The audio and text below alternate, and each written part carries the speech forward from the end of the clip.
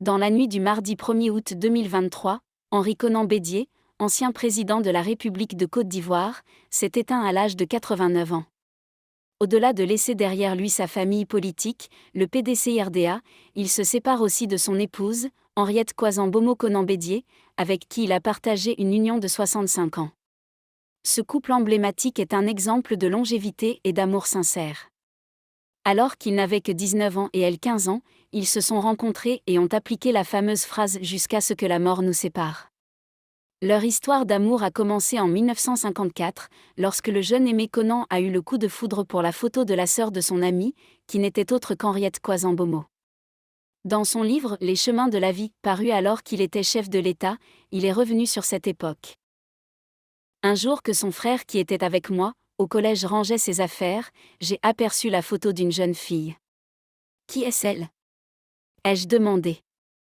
Dès lors, le collégien a entrepris des démarches pour conquérir le cœur d'Henriette. Il a promis une visite à la famille Kwazan qui s'est brutalement écourtée avec la mort de la mère de Aimé Konan. Il l'a rencontrée en 1953.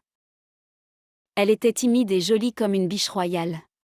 Sa beauté m'avait captivé dès les premiers jours.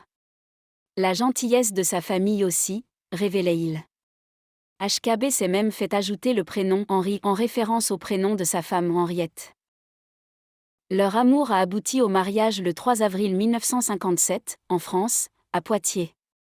De cette union sont nés 3 enfants, Lucette Bédié AE accent aigu, Jean-Luc Bédié et Patrick Bédié.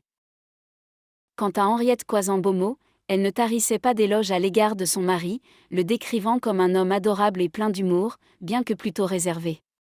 Lors du 3e anniversaire de l'appel politique de Daoukro, Henri Konan Bédié avait publiquement rendu hommage à sa compagne, soulignant le rôle essentiel qu'elle a joué dans sa vie et dans sa carrière politique. Son soutien constant, son amour, sa patience et sa compréhension ont été pour lui une source d'inspiration inestimable. Au fil des années, Henriette Bédié a accompagné son mari dans les hauts et les bas du pouvoir. Ils ont également vécu l'exil suite à la chute du régime du PDCI en 1999. Merci d'avoir regardé la vidéo jusqu'à la fin. Dites-nous en commentaire ce que vous en pensez. N'oubliez pas de vous abonner et cliquez sur la cloche de notification pour être au parfum des nouvelles publications. À très bientôt les amis.